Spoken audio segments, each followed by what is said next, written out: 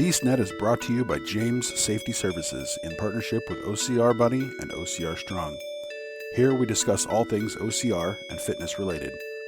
Welcome to BeastNet. Hey everybody, Mike with BeastNet, and I've got Megan back. So Megan, how have you been? Hey, I have been really jet lagged. It's been terrible trying to readjust. I'm typically somebody that wakes up at 5 o'clock in the morning. I'm good to go, but then can't stay awake past 9 o'clock at night. Mhm. And now I'm, sleeping in until 8 a.m. and not falling asleep until midnight. It's really weird. It sounds weird. Yeah. I mean, and it's one of those things that it's really hard when your schedule gets messed up. I know my son right now is going through that because his schedule just switched to a graveyard shift. Mm-hmm. So he's trying to, even on days when he doesn't work, stay up until 8 or 9 o'clock in the morning and then go to sleep. And it's just so different, Yeah, that's so tough. And especially when you have to be awake when it's dark out. Yeah. Because our body just naturally says, oh, it's dark. It's time to unwind. Yeah. I had to get him blackout curtains and all sorts of stuff to try and, help block out the sun and all that. So, yeah. But see, in your case where, you were on the other side of the world, so it's getting used to, just when it's light here, it's dark there. So it just kind of messes with your whole, the timing of your body. Yeah, it was really bad. It took probably a solid week and a half plus just to kind of start to feel normal. And even now I could sleep all day if I wanted to, which is not like me at all. I get so antsy. I have to get up and move around. And now, if I set my alarm and say, okay, wake up at 5:30, at 5:30 alarm goes off. And then next thing you know, I have an alarm at 7 a.m. saying, why are you still asleep? Yeah. Why haven't you got up yet? Yeah. Yeah. It's always good to have that. It's weird how our body adjusts to, certain times and stuff like that. I've never had that big of a change, just, the couple hours from going from the West Coast to the East Coast, or from here to Hawaii. So, and that's really about it. But even that's a little different. It kind of messes with your body when you come back. But that's only 2 or 3 hours difference. You were what? What is the difference? 16 hours. 16 hours. So, wow. Yeah. So it's almost just the next day. Yeah, it actually was the next day.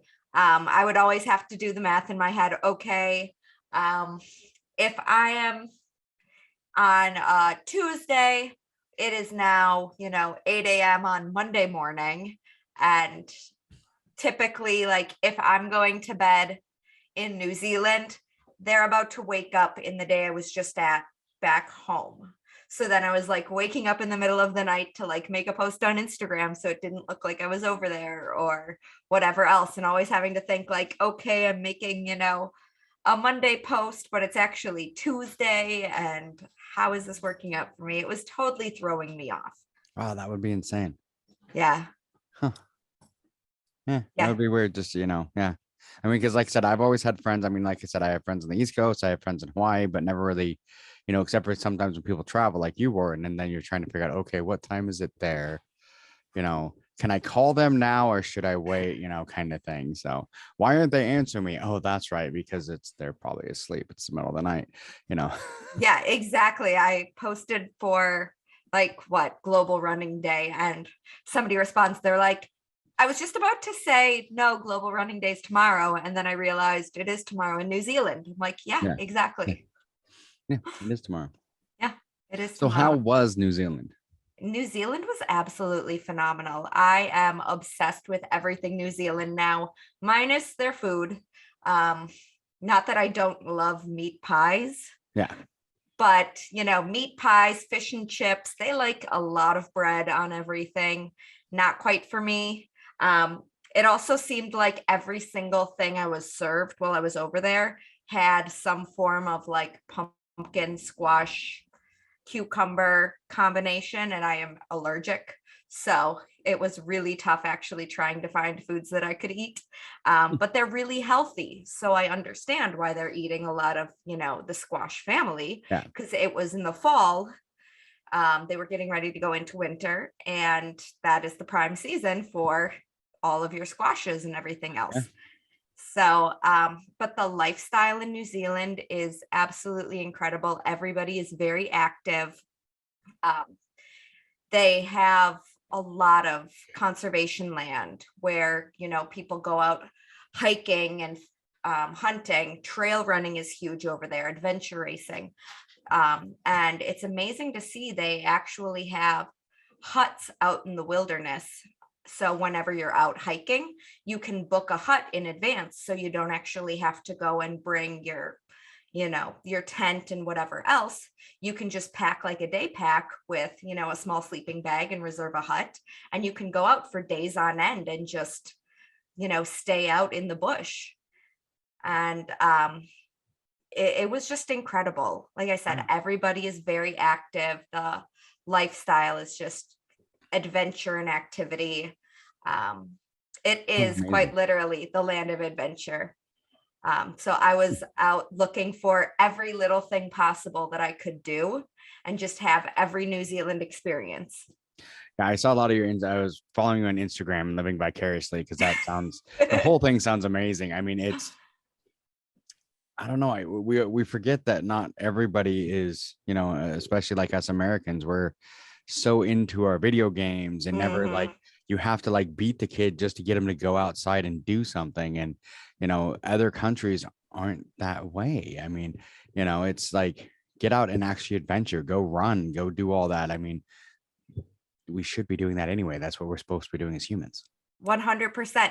It's funny because when I was getting the camper and getting ready to take off, I was like, okay, well, my only real concern is how am I going to get work done? And people were like, oh, don't worry.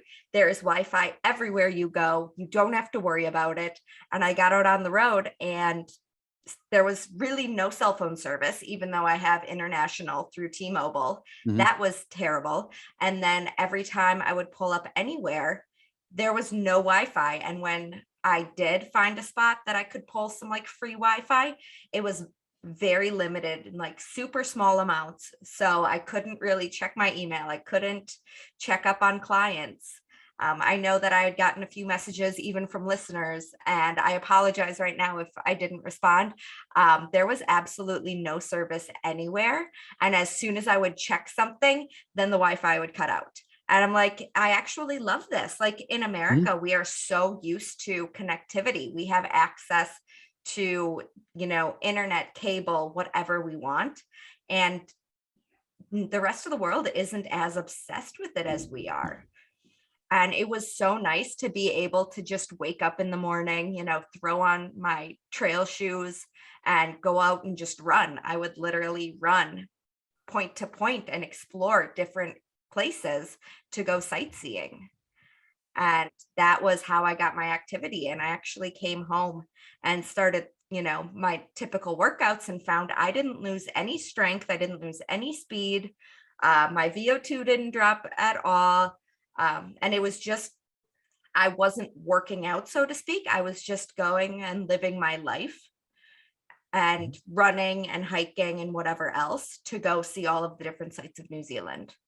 Which is awesome. Like I said, I followed you, you know, on Instagram, and wow, he has something to say there. Yep.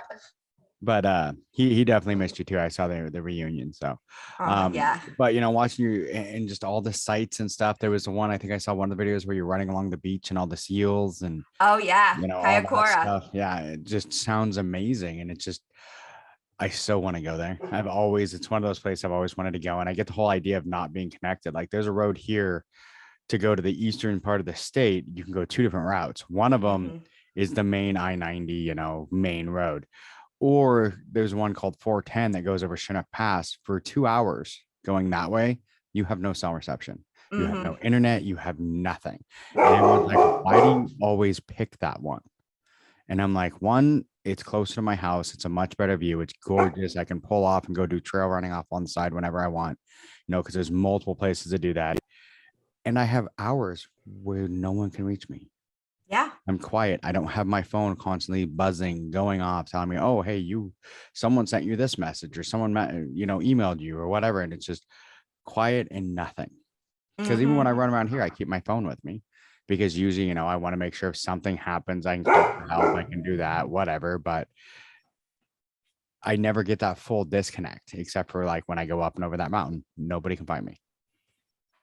That is so amazing. And yeah, that was quite literally what it was here at for New Zealand as well. I had no idea where I was going. I just kind of knew what direction I was traveling in and like a general idea of where I was going, not necessarily what I was going to do. So it's like, okay, in New Zealand, they have all of like 3 highways, head towards whichever town I'm going towards this time. And, if I see something that I want to pull off and do, I'm going to do it. Which is the way it should be. I mean, and that's what's amazing. That's the hardest thing, because like when I go on vacation, that's my idea of a vacation. I love the kind of vacation with no planning. Just tell me I have to be in this place at this time and somehow get there. I'll figure it out. Give me like 2 days to get somewhere that should take 3 hours to drive to. And I'm set, and I'm going to have fun. I'm going to goof off. I'm going to find all sorts of crazy shit to do on the way, hikes, stuff like that. But that is the complete opposite of my wife on vacation. So she's one of those like plans everything to the minute. And I'm like, she's like, okay, we'll let you plan this day. And then I'm like, cool. And then she's like, so what are we doing that day? I don't know. It's tomorrow. Don't know.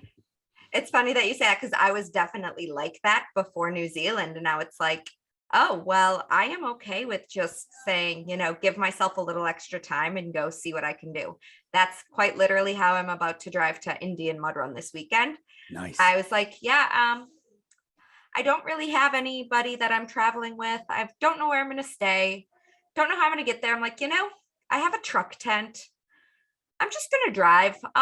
It's going to take like 12 hours to get out. So I'll leave Thursday, I'll pull off on the side of the road somewhere, pitch my tent, sleep overnight, finish up on Friday, get there a little early. I rented a spot right at the venue.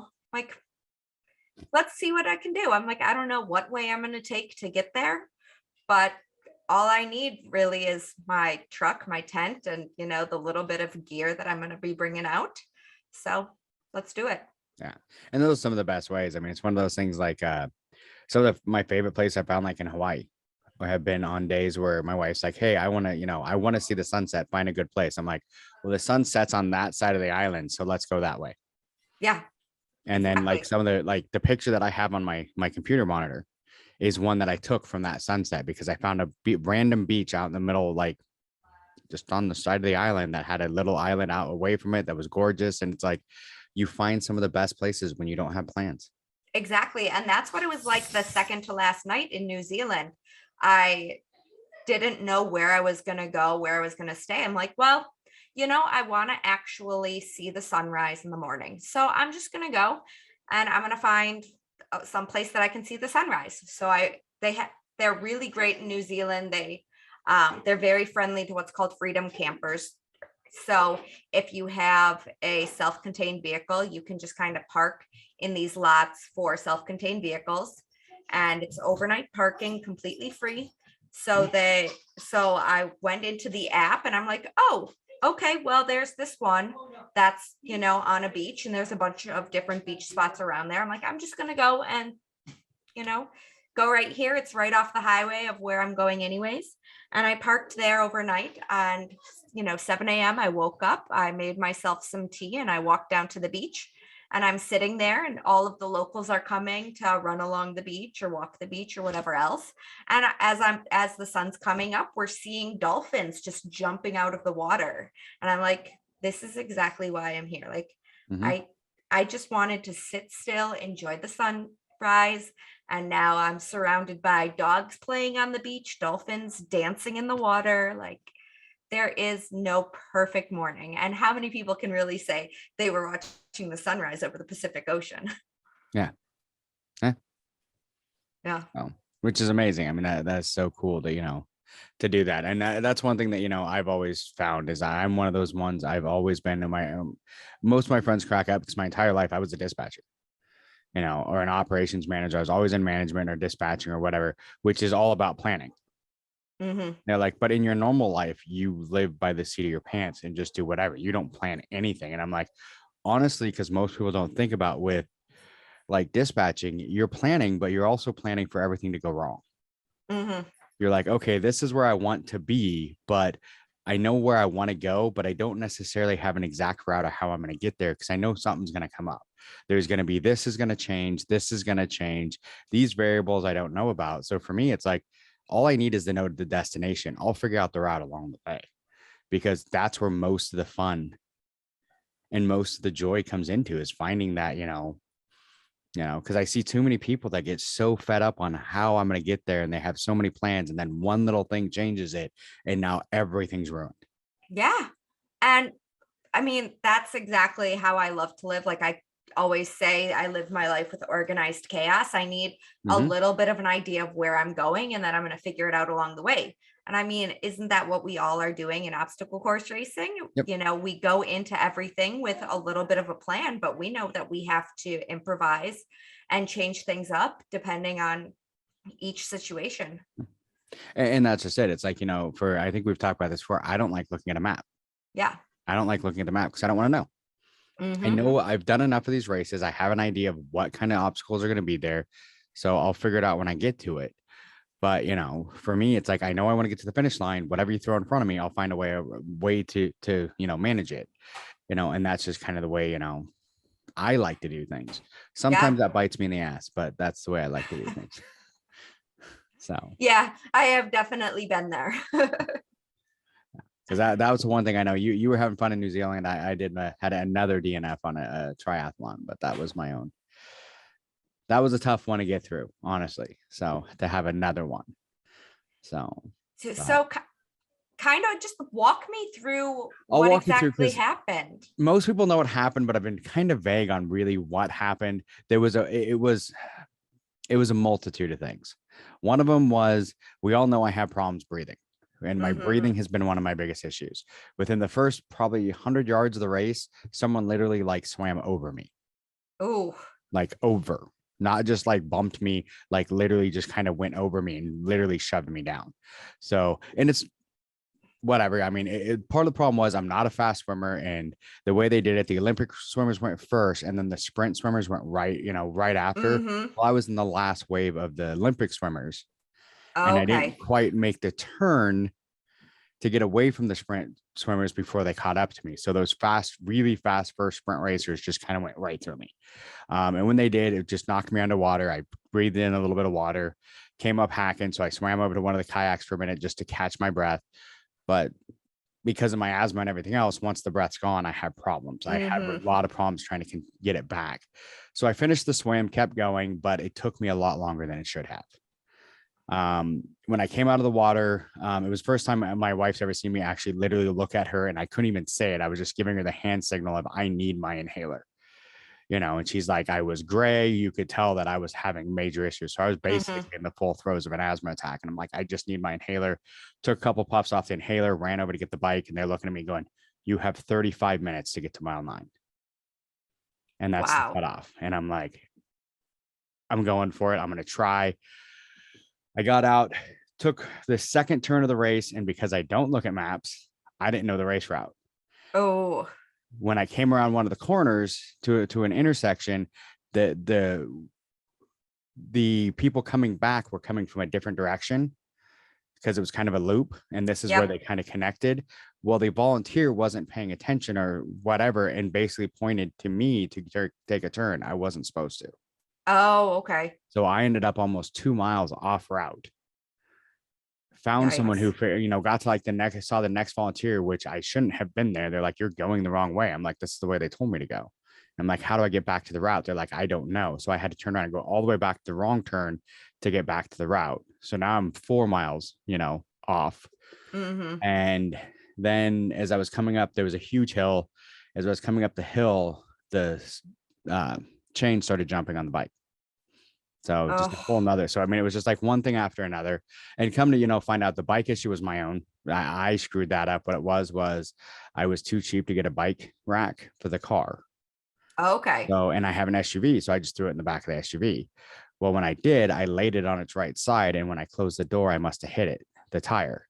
Because when I took it to REI to have it fixed, I'm like, hey, I spent a lot of money to have you guys adjust this thing, get it all fixed up, replace a bunch of parts. And now that it's skipping. And the guy looked at it, he's like, was looking at it, trying to figure it out. He's like, it looks like it took a hit to the right side. And I'm like, That would have been the side I laid it on. Like, oh, so when I set it down on the right side, I bent one of the rails. Oh, okay. So that's why it was jumping. So it came back to my own fault. Would I have made the 9 miles after making the wrong turn? Probably not. Mm-hmm. But would I have made it with the it jumping like it was? Maybe. I mean, it's a toss up. 9 miles in 35 minutes, especially considering it was in that 9 miles. There was what I think 700 feet of elevation gain. So I mean, there was a Okay. lot of up on that 9 Okay. miles. Yeah. So it would have been tough. So could I have possibly, but it would have been really tough. So it was my own fault because a couple of miscues that I had that I got to make sure I don't have on the next one. But doing the math, if it would have been the Ironman, I would have had 5 hours to the first cut.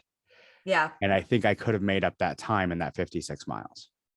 Mm-hmm. You know, so that's kind of where my brain went to that. I had a failure, but I know what I did. I know what went wrong. The swim part is the hard one. I've just got to figure out how to get, if I lose the breathing, how do I get it back?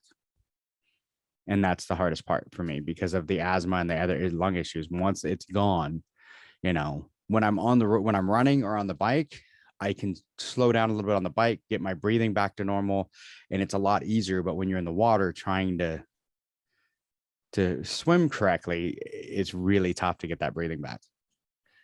So what did you do once you were in the water and you were trying to get your breathing back? What methods did you try? I tried a couple. One of them was to basically breaststroke. So I keep Mm-hmm. my head out of water and try and keep breathing. And then I would flip over to my back occasionally, but I couldn't get it back enough that whenever I'd be like, okay, I think I've got it under control, I'd roll over. The second I put my face in the water and started paddling again, I could get maybe 25 yards before I was out of breath again. I had to flip back over. So, and that was my problem. I couldn't get back into a rhythm to keep my breathing correct. Okay. And So yeah.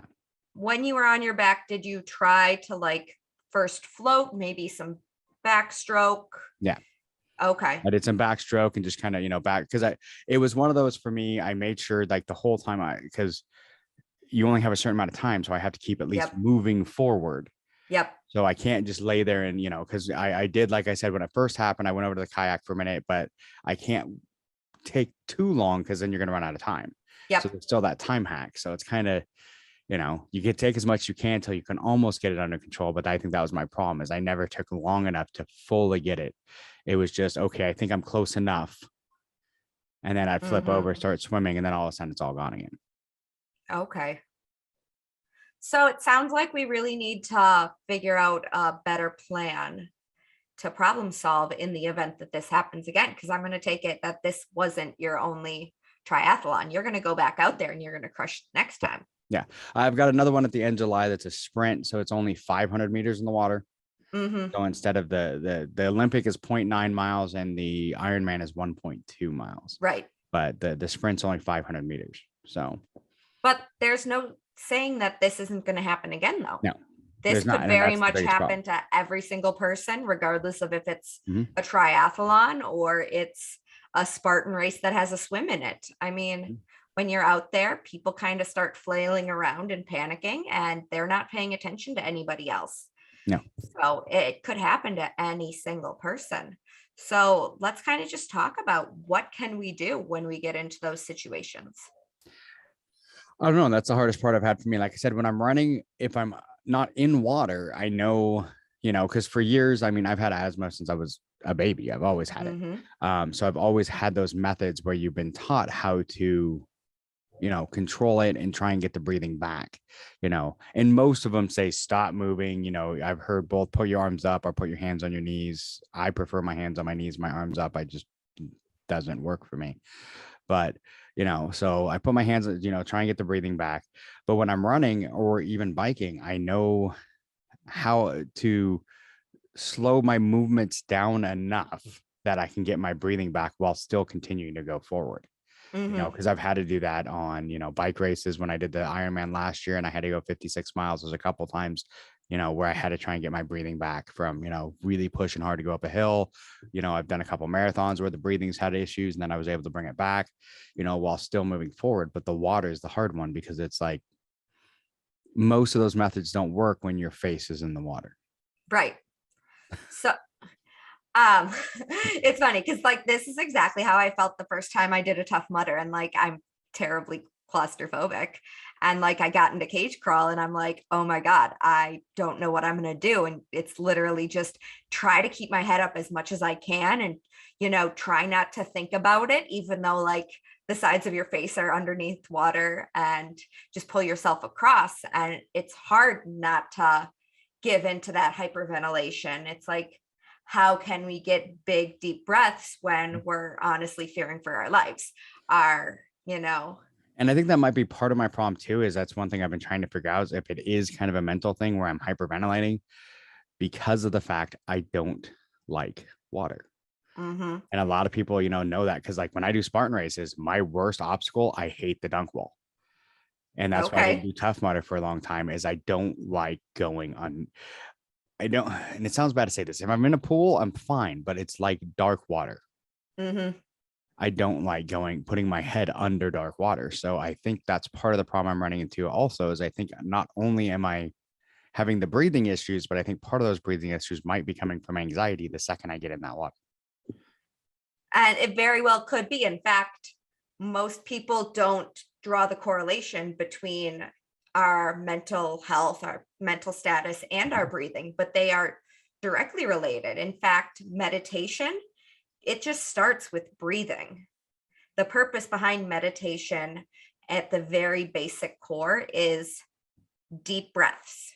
Mm-hmm. It's literally just sit down and count your breaths and focus on the quality of your breathing. And then once you get deeper into your meditation game, then you can focus on different aspects of it all. But a guided meditation, or whatever type of meditation you want to do, it all starts with just simply breathing, making sure that you are getting full deep breaths, that you're, diaphragm breathing, you're not chest breathing.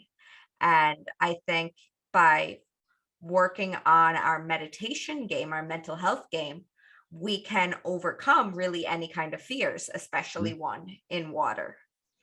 Yeah. And like I said, that's one thing, that some people know. And I mean, like I said, anybody who's been on a Spartan race with me or any of those knows I have problems. Like if I can't see into the water and it's a darker water, I have problems. I think part of it is I'm a horror movie fanatic and I know what's under that water. So don't say that, because now I'm going to think that. I love horror movies, and I'm not thinking that. Oh, I am totally thinking Creature from the Black Lagoon. I've seen enough Jason movies where he pops out of the water. But, oh my God. So, and I don't know if that's it. That's just what everyone always says. It's all those horror movies you watch. I'm like, yeah, possibly. But, and that's one of those things, is it's just, when I'm in the pool, like I said, I still have problems breathing in the pool, but I can still go. Like I was at the pool Friday, and I was doing, 600 meters before I had to bring my head up and do like one lap of, breaststroke so I can get my breath back under control. Mm-hmm. But when I'm in a lake, maybe 100 meters, and then I have to pop my head up because I just, and I don't know, like I said, if that's more starts to come into maybe the extra, pool isn't as cold as a lake. The cold could be part of it. I bought a wetsuit just because this lake was really cold the last time I was in it. So is it the cold? Is it the anxiety? Is it the fact that I can't see in the water? So there's so many things in my brain, like what is really doing this? And that's my biggest problem that I'm having now. Because on the triathlons, the bike, no problem. I have a really nice bike, and I can go ride that thing. Me and Brian a couple of weeks ago did 40 miles because we needed to get a long ride in with no problems. I ran marathons. I ran half marathons. The swim is what kills me. Okay. So it sounds like we need a little bit more of the mental side of swimming and breathing, as opposed to the physical training, which, yeah, our mental training should also be considered physical training because there is a direct correlation. Mm-hmm.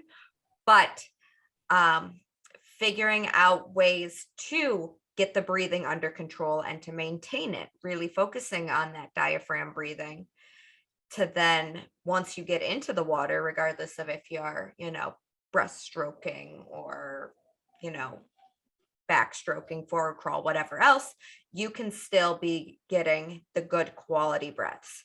And then if, somebody runs into you or decides to dunk you or whatever else. Okay, let's settle the heart rate again and get back to our good, steady, consistent breathing and keep going. Yeah. Because that's the other thing I noticed. Of course, once your breathing starts to go out of control, your heart rate shoots up, which makes it, even worse. Yeah, exactly. And that is all correlated as well. The second you start panicking about anything, your heart rate is going to go up. It's all part of your, nervous system. Do you like the BeastNet? Do you want to keep hearing it? Be sure to follow us on Facebook, Twitter, Instagram, and more at BeastNetPod. So now moving forward, what are you going to add into your training to help prevent this in the future? Sounds like meditation. It does sound like meditation. Yeah, meditation. Yeah. And yoga, probably yoga too is something that I should look into. I used to years ago, my wife used to work at 24-hour fitness. So I had like free membership. So I'd go to the yoga all the time, and it was like a half mile from the house. But then I've quit doing it. I used to love it because it was the only way I stretch. I'm horrible about stretching, but most people are. Yeah, I never stretch. But so doing yoga was like the only place I got my stretching, but it was one of those things that made my legs feel 100% better and, me feel 100% better. So it's one of those things I think I need to look back into, like even just a self-guided yoga. I have the mats. So I definitely do not ever recommend self-guided yoga to any of my clients, just because I prefer they have somebody that like can adjust them. Yes. Because you can always be stretching things in the wrong way, and then that could then lead to further injury. Yeah. So if you can ever get to a live class, I definitely recommend that.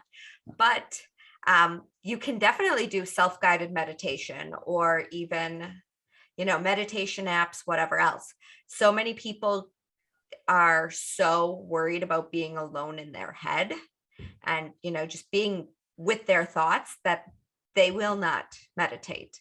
Or, they make excuses of there's no time, or I'm so distracted. And I'll be the first to admit I cannot meditate at home. I'm not going to meditate anywhere near my work, or, near my dog, near any other person, just because I know that the second I go out and try to meditate, then I'm gonna, somebody is gonna need something from me, or I'm going to be distracted by, something else that needs to get done.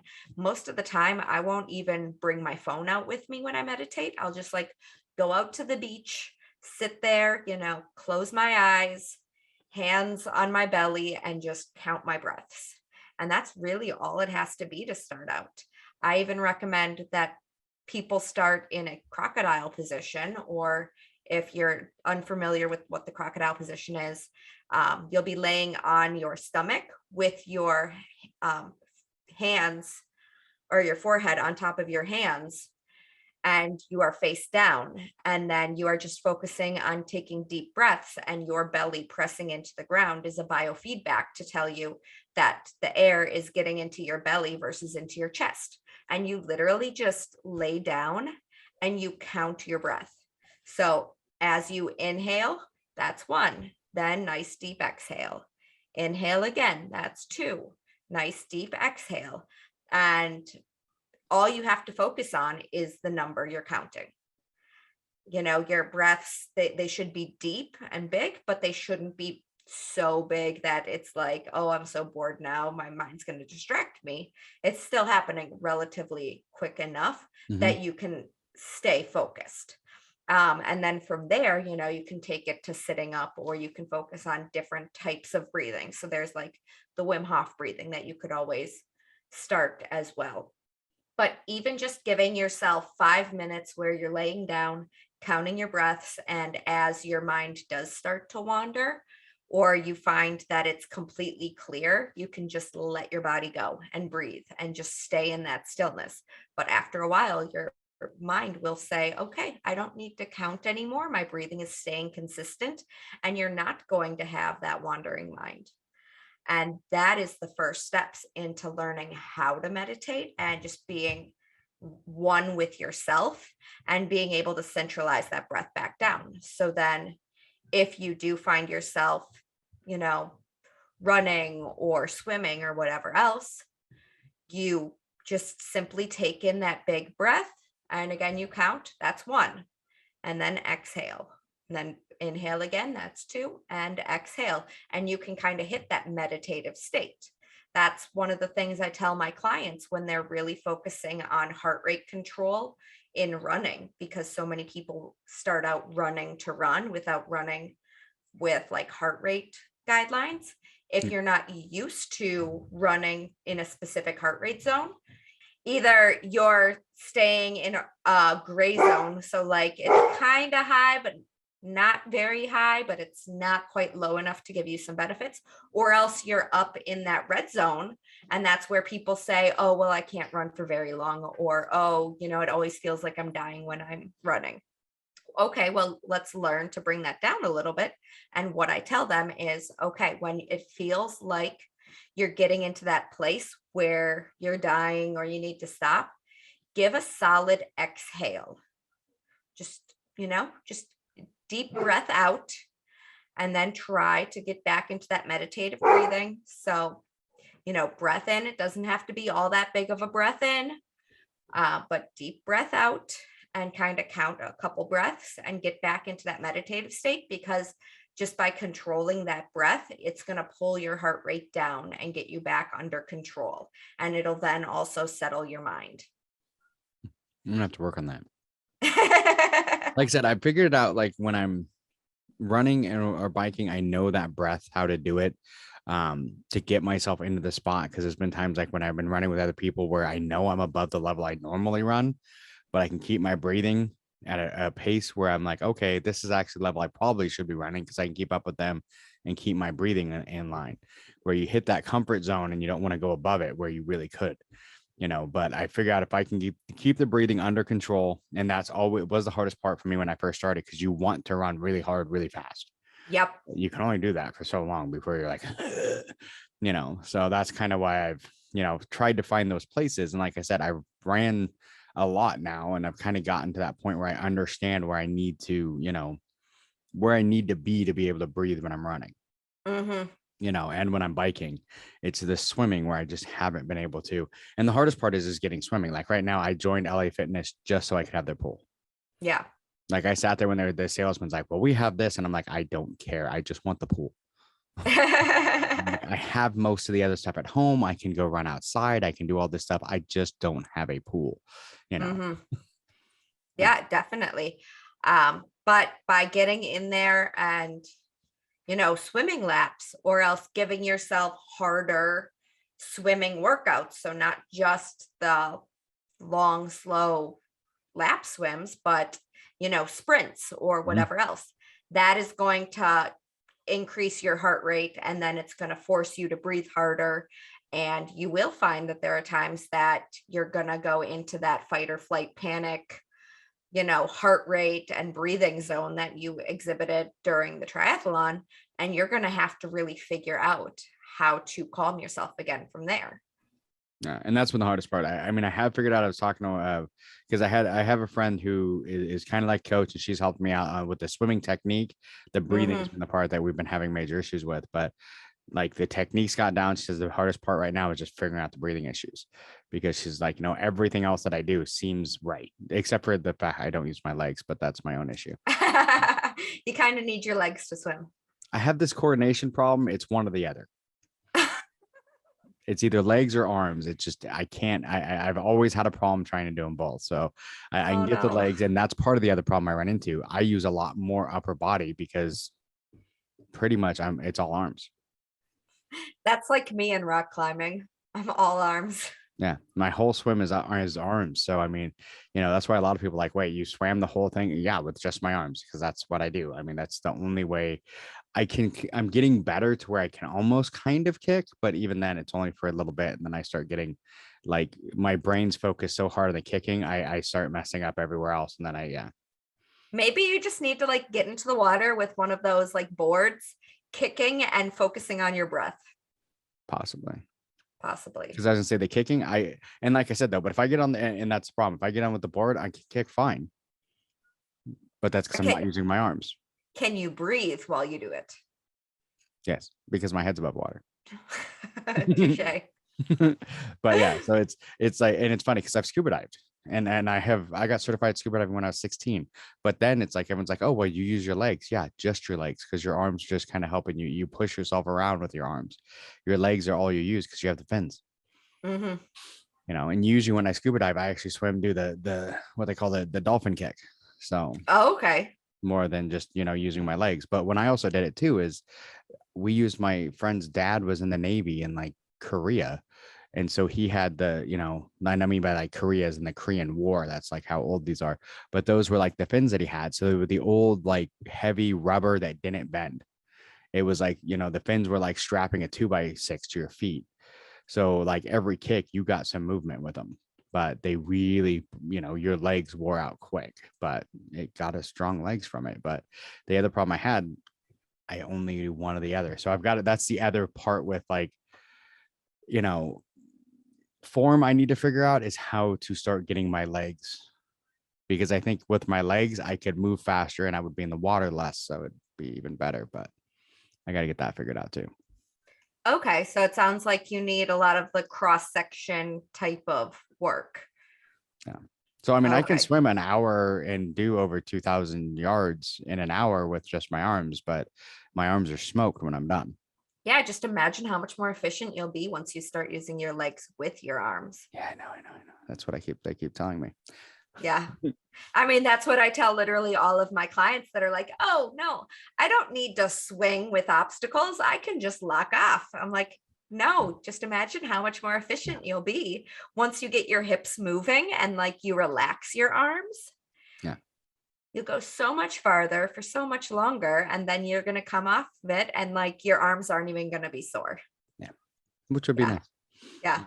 So yeah, it's probably too why I've noticed like over the last, since I swim at least once a week and usually at least an hour or more, at least once a week, sometimes more. And my chest and arms are a lot bigger than they were 6 months ago. Oh, wow. Okay. So, and that's one of the biggest problems I'm having, like shirts now. No large shirts fit anymore because they don't fit my chest and my arms. So it's like, I mean, sometimes it's really not a bad problem to have if it's all muscle. Yeah. So the chest and arms there's a little bit of fat in the stomach, but the chest and arms are getting big from muscles. So. Well, just start kicking your legs more, and that's going to recruit the lower abs. Get the core going. So, yeah. And that's what I need to get. I need to get that, the twist movements, which I've seen in the plan that you sent me. There was a few twists, but yes, there will definitely be a lot of single arm, single leg, a lot of core stability work. I am of the belief that you don't need to do solely strict isolation for the core. There is some isolation, but if you train the body to where you need the core in literally everything you do, then you're much more functional in life, because you should always have your core engaged regardless. So your body needs to learn how to keep the core engaged, whether you're using one arm, two arms, one arm and one leg, or, everything all together. So that is the premise behind it. And honestly, that's obstacle course racing and really any sport in general is, how well can you adapt to everything while, yeah, the core is so important. Yeah. That's like one of the things, Brian, one of the guys I do a lot with, he loves doing on the ball, but it's the half ball, whatever they call it. The Bosu. He likes to turn it upside down and then stand on it and do squats with weight. Okay. I'm like, that just sucks, but I do it whenever he makes me. But that is a little crazy, only because there aren't a lot of situations in life that you need to train for where you're standing on a half ball. Well, yeah, but it's just in a lot of people, they think because it's the core, because you have to go forward to keep the balance. But there's a proprioception aspect to it. There's also been research that suggests it doesn't do as much benefit as they think it does. Yeah. As they think it does. You're better off, just getting out of your shoes and trying to do some barefoot training. And then if you need to put in a secondary balance component, then you can. But first, learn how to actually work the intrinsic muscles of your feet and ankle without shoes on before throwing in something else. That's why I like being able to train at my house, because gyms don't like it when you take your shoes off. So Some gyms do. Actually, there's a lot of gyms in Boston that will allow you to train barefoot. it's getting more and more common, but like a Yeah. lot of like the chain ones like LA Fitness, there's strict rules that you're wearing shoes. Yep. And that's why I have a pair of barefoot shoes. Yeah. So I do a lot of, but when I'm out in the gym at my house, most of the training I do, if I'm running on the treadmill, I wear shoes. The second I'm off the treadmill, Shoot. everything else, I'm shoeless. Yep. So And that's how it should be. yeah, I do most of the stuff with no shoes. Yeah, that's just how I like doing it. So Yeah. it feels better. I completely agree. I do not wear shoes unless I absolutely need to. Yeah, that's how I am. It drives so many of my friends nuts. The second I get anywhere, it's like my wife cracks up when we go to Hawaii. The first thing I do when I get off the airplane, my shoes come off and they don't come on until I have to put them on. Yep. Which actually was a bad thing in doing the Spartan race there a couple of years ago because of that. Wait, why? My feet swelled. Oh, I had no shoes on for a week. Like didn't put shoes on for an entire week. And then I went to go do the Spartan race. And when I went to put my shoes on, my feet had swelled and my shoes didn't fit. Oh. So by the end of Yikes. the beast, my feet, like the next morning, it like took almost my entire first aid kit to like cover all the blisters so that I could go back out for another day. Oh. And I had to wear my everyday walking shoes, not my trail shoes, because they were the only ones that had enough room because my feet were so swollen to get into. Wow. And your trail shoes don't have a little extra wiggle room, or your feet were just that swollen? They at that time they did not. Because my problem I had was I've always had like smaller feet, but I've never really, as you get older, people don't think about this, your feet grew. So I kept getting small shoes and I was wearing, and they're a great brand. I loved them, but I had the Innovates, but Innovates are very narrow. Yep. And after my foot injury, my left foot Yeah. is not narrow anymore. So I have to have wider shoes. So I've gone away from the Innovates and gone to, what do I have? The Ultras, because they have a much wider toe box. So you went zero drop. Yeah. So I've got zero drop now. So I've got zero drop with, but I've got the wider shoe and I've got 2 pairs of the Ultras, which I keep hearing they don't make the Kings anymore, which is going to suck. They don't, like this. Yeah, unfortunately. I just got my new pair of Timps, which have a lot more cushion than the Kings did, but they're actually surprisingly light and very comfortable. And they have new drainage holes in them. I'm going to have to look at those though. So I've got 2 pairs of the Kings that are now one's a year old, the other's a year and a half. Okay. And I've been on a few old, and they're gonna after this weekend. I know one pair is probably gonna be done after this weekend. Because I've got a 24-hour event this weekend that starts Saturday, and it's trail running till Sunday morning, and see how many miles you can get in 24 hours. How many pairs of shoes are you bringing for that? 2. Okay, good. 2 pairs of shoes and about 8 pairs of socks. The last 24-hour race I did, I wore a pair of Kings that were over a year old. And I didn't realize that my wear pattern had changed slightly since the last time I had worn them. I got like 12 miles in and I started to feel my IT band. I changed into my Superiors, which you shouldn't wear over 10 miles. And that didn't help. And then I changed into my Timps, which meant I was able to get to 50 miles before I had to tap out and be like, nope, not happening. I managed to get 2 pairs of King MTs off the Spartan website because they still had women's sizes. I don't know if they do anymore, but then I also replaced my Timps. So my Timps are my higher mileage shoe now. And I love them. I think they're really great for obstacle course racing. And the newest model, I just went out on like 9 miles last weekend with them and they felt great.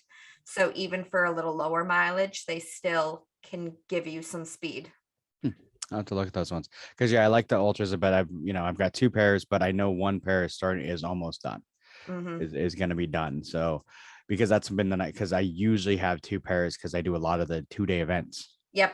And when I do events like this weekend, that's a 24-hour event. I want to be able to, I know at some point I'm going to need to switch. Yeah. Just to like get out of the one pair, just because if you've done these, you understand that, you sometimes have to switch into another pair.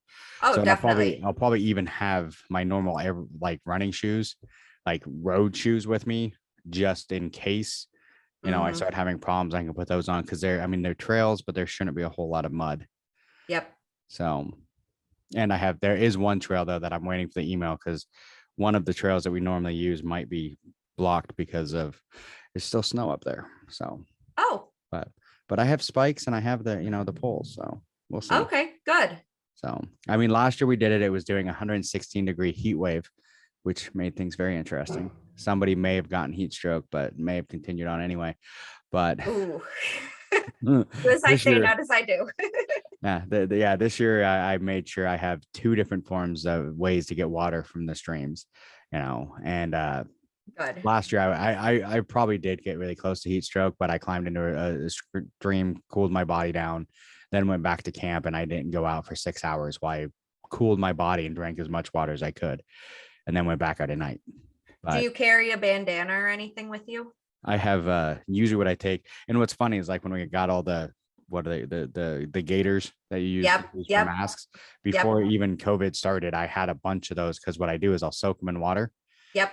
And then I put them in the freezer the day before so that they're soaked and frozen and in my bag, and I can pull them out and just put them over and they cool me down. So exactly. And actually, when I started racing, one of the things that I read was to always have a bandana on your head. So in the event that it is getting really hot out, you pour water on yourself, that bandana will hold the water a lot longer than even just your hair or whatever else. So it'll cool you down for longer. Yeah. So that's what I had the gaiters for, because then I could, cover my whole head basically. Yep. So, but yeah, so last year I got a 36 miles, I think, in 24 good hours job. And 7,000 feet of elevation. Woof. Because it's on a hill. I mean, it's on Mount Rainier. We're out like on the right out in the mountains. But I mean, some of the pictures I have, like 4 a.m, hitting the top of one of the hills and just being able to see everything in the night sky was amazing. So it's an amazing event. But it's up here. It's the Sisu Pacific Northwest 24-hour. So okay. Put on by Tony Matisse, and Tony is nice. He used to be Spartan Endurance years ago. Okay. So, yeah. Yeah. So it's a fun event. It's a blast. So that's what I'm looking forward to this weekend. It's going to be interesting. So. Oh, that sounds like so much fun. And it's only supposed to be 80 this year instead of 116. So. Oh, joy. So much better. I get to go out to Indian Mud Run for their final year, and it's supposed to get into the 90s, and I have not endured 90-degree weather yet. I'm still coming off of the winter of New Zealand. So this is going to be miserable. Is always so funny because most people forget that when it's summer up here, it's winter down there. Yeah. So, but yeah, that'll be interesting. So 90 degrees. So, and now the Indian Mud Run, didn't I hear that it is the last year, but it's still going to continue just under a new name? So, I've heard a couple of different things. I've heard from Sid Morris from Battle of the Lions, and he said that they're in talks to try and put on an event still at Lake Park in Coshocton. Maybe a couple of brands are coming together to try and put something on. And it would be like a rebranding, maybe like a pseudo championship type of race or something. Just like a middle of the summer kind of event with a few other race brands. It would not be Indian Mud Run. I don't know if they would still have some of the signature Indian Mud Run obstacles. I would hope they were. I have to believe that Hubie would still have some kind of hand in it, because the town of Coshocton is very supportive of Indian Mud Run.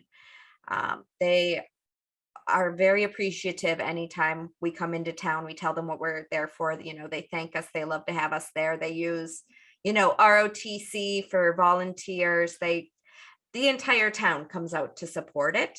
And that's going to be a huge loss if it just completely goes away. And I don't think Hubie would be able to just completely let it go. But I know that it is a big undertaking for them. Him and his daughter run it. And I mean, you can only do it for so long. Yeah, I've had him before and talked to him, and he sounds like a great guy with some amazing ideas. And that's why when I heard that this was going to be the last year, I was sad to hear that. And I really wish I could get out there. But, that's a part that sucks about living on the West Coast. There's a lot of really good races over there that I never get to go to. So Yep. I'm hoping that Hubie somehow finds a way to, because like I said, when I talk, sound like with a lot of volunteers from the city and help, but still, I mean, it's just like him and his daughter trying to do this whole thing. So Exactly. Seems crazy. Yeah. And, of everything that Indian Mud Run does, I think the best parts about it is like you don't get the same kind of atmosphere in this community outside of Indian Mud Run.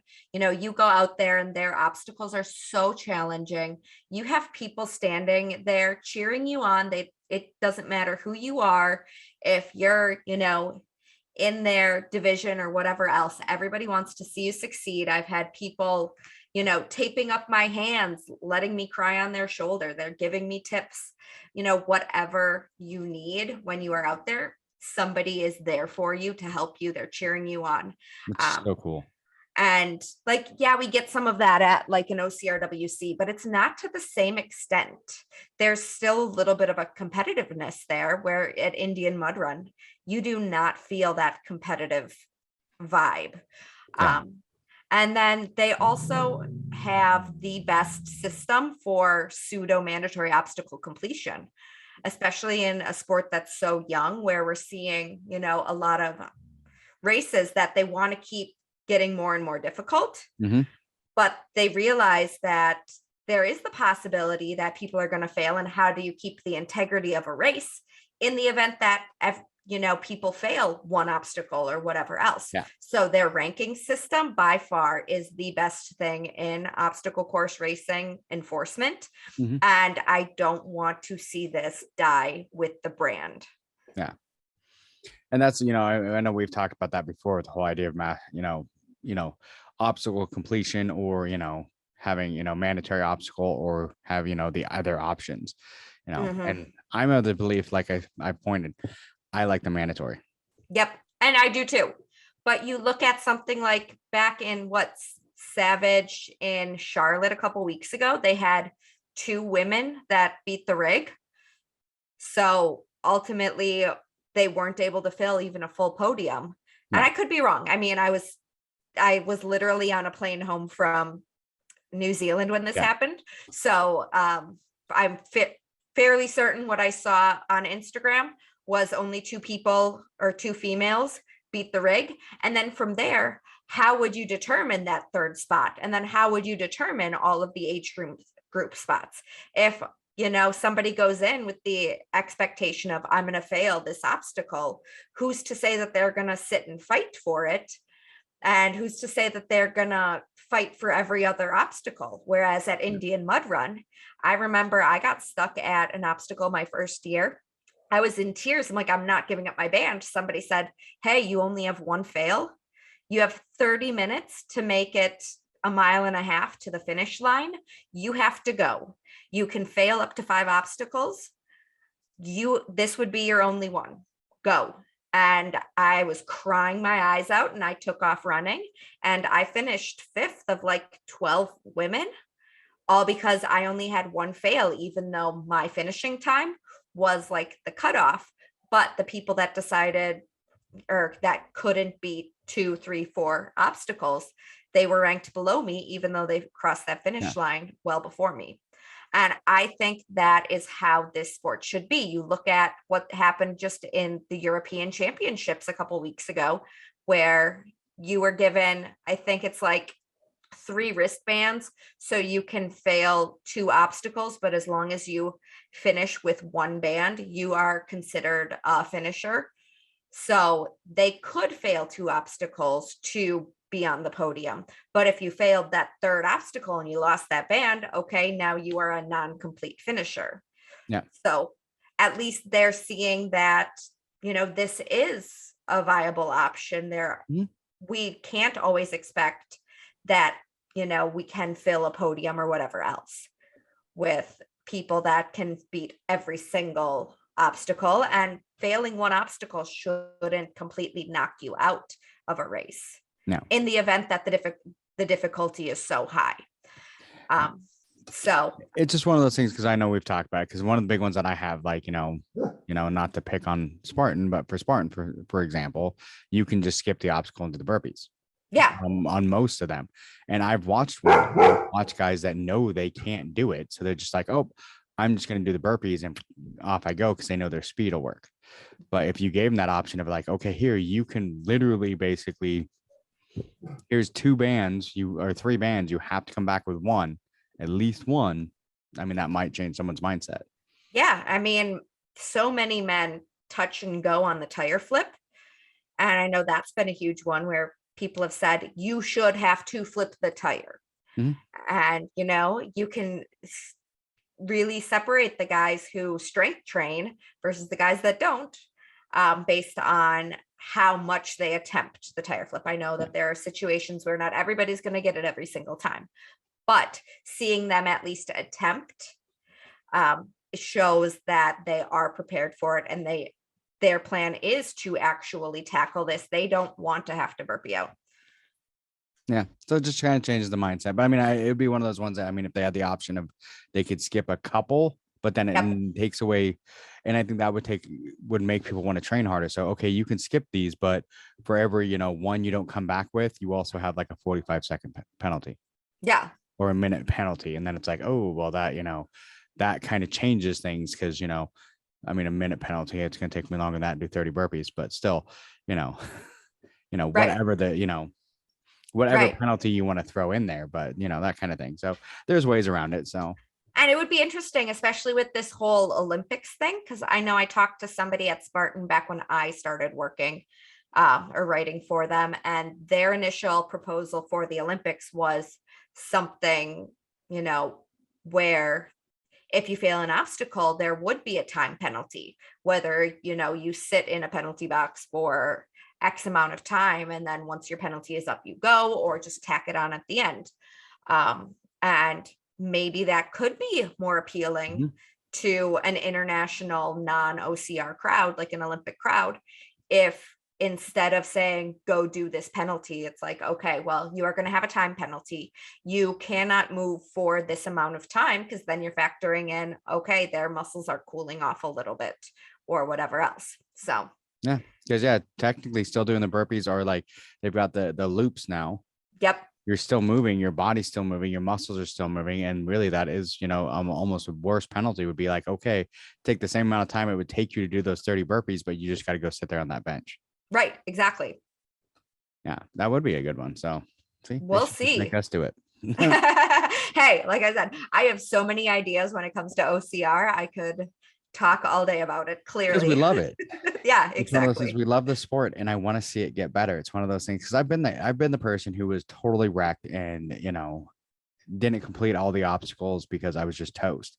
But San Antonio this year, I did a lot of burpees in San Antonio this year. Yeah. But that's also because it was, what did they call it? It was they called it the Ultra Super. Oh, right. Yeah. Where they had the loops. The 2 loops. That was brutal, because you went through and you did all the obstacles, and of course Spartan there, it's upper body heavy obstacles. So I think the first time around, I think I failed 1 obstacle. Oh, okay. On the second time around, I think I failed 6. Wow. Because it got to that point that, once you failed 1, then I had to do the burpees. Yep. And then my arms are getting tired. So I failed another one. Then I had to do more burpees. Like, I had problems when I came to bender, where when I first reached up, like, my hand wouldn't even like wrap around the bar. Oh, wow. Because I was just wiped out. But, and it took me, but I kind of, I had to like sit there and like massage my hands to get them to even freaking want to work right. So I could go over bender. Cause I'm like, I'm not burping out of bender, but but there was a lot of the other ones that I could do every day in, day out. But by the end of the race, like, I couldn't even do the rope climb. My whole body was just wrecked. But everyone's like, oh, so that was horrible, you'd never do it again. I'm like, no, I really hope they do the exact same thing next year. Yeah. Because it was a challenge. It was the first time in a long time that like a super totally destroyed me and totally challenged me. Oh, I completely understand. I was at the Big Bear Sprint when they had such terrible weather. It was like really hot one day and then it was like sleeting and snowing the next day. And they put the sprint just at the base of the mountain, and it was like a mountain series race. And we're like, we're not even going up the mountain. But it was like 30-degree weather. There was sleet and hail and snow, and they made us go through that dunk wall twice, and having to go through an entire, 1.5-mile, 2-mile loop a second time after you're soaking wet in, freezing weather, like that changes everything for you. I think I definitely failed a few obstacles that I'm not used to failing. And it was strictly because I was so unfamiliar with, soaking wet in cold temperatures. Yeah. Like the wind was harsh, and we could sit here and make excuses all day. We just don't see that kind of race in, a sprint and super distance. No. If we're out on an ultra, we are, preparing for everything. We're not getting slammed with all of these obstacles back to back to back and then have to turn around and do it all over again. Yeah, which is, and it's a different challenge. And that's one of the things I love about some of the places, like going to different locations, because you do get those different challenges. It's like, when they used to have the Spartans up here, one in April and one in, September.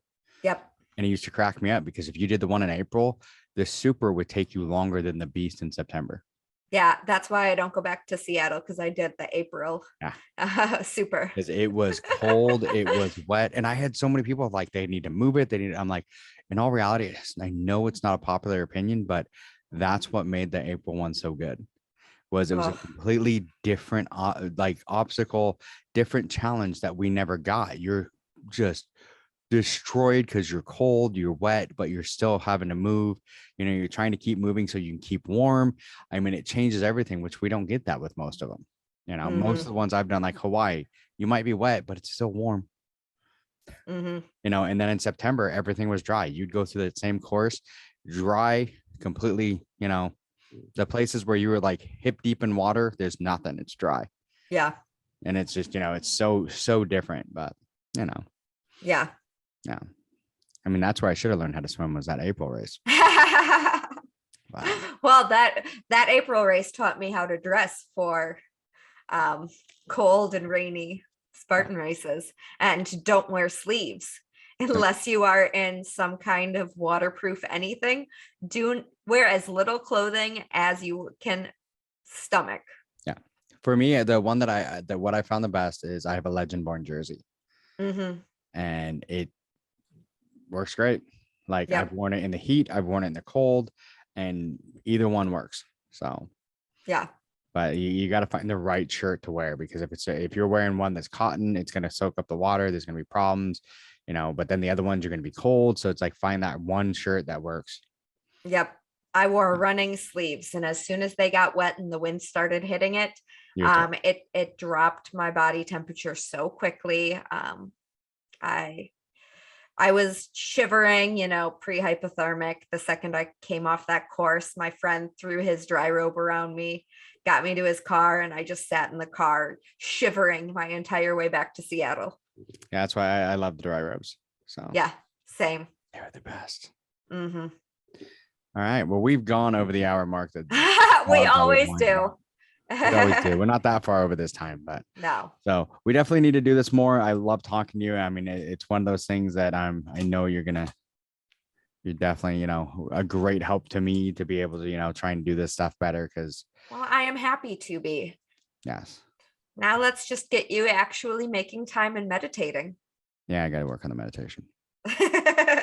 Don't think of it as meditation. Just think about it as breathing. Yeah. I just need to go and breathe. Yeah. Which, I mean, it's one of those things. I mean, it sounds bad. Most time what it probably end up be is like when I'm driving, like not when I'm driving, like stopping somewhere. Yep. Because I spend a lot of time in the car for work. So okay. A lot of time I could stop, pull off somewhere at a park and just go relax. Yeah. If you get somewhere early, just go, find a place to sit down and give yourself a couple minutes of literally just counting your breath. Yeah, because at home it gets too hectic, and then I like to keep, and it sounds bad, I like the chaos, so I keep myself busy. So between like the running, everything else, I also do comedy and all that stuff, so I get all busy. So Hey, I'm the exact same way. Like I said, I cannot meditate at home. I'm not going to meditate around anybody. Just let me go find a beach somewhere that I can sit by myself and focus. Sit and focus. That's the best part. So, Mhm. all right. Well, perfect. Thank you for talking to me again, as usual. So Thank you. Good luck this weekend. thank you. It's going to be fun. Yeah, I'm It'll be fun. excited to hear about it. So I got a good team. It's the same team I had last year. And last year we went into this completely blind. We're like, someone handed us the entry and said, here, go do this. And we're like, okay. No idea really what it was. So this year we're a little bit more prepared, but it's Good. going to be fun. It's going to be a good team. So Good. perfect. Well, thank you again. And I will talk to you soon. Yes, definitely. Thanks for listening to the BeastNet podcast. If you haven't done it yet, find us on Facebook, like and share the podcast. Give us a review on iTunes or Spotify. All these things will help to expand the show in the future. Don't forget to subscribe and let us know what you think and what you'd like to hear.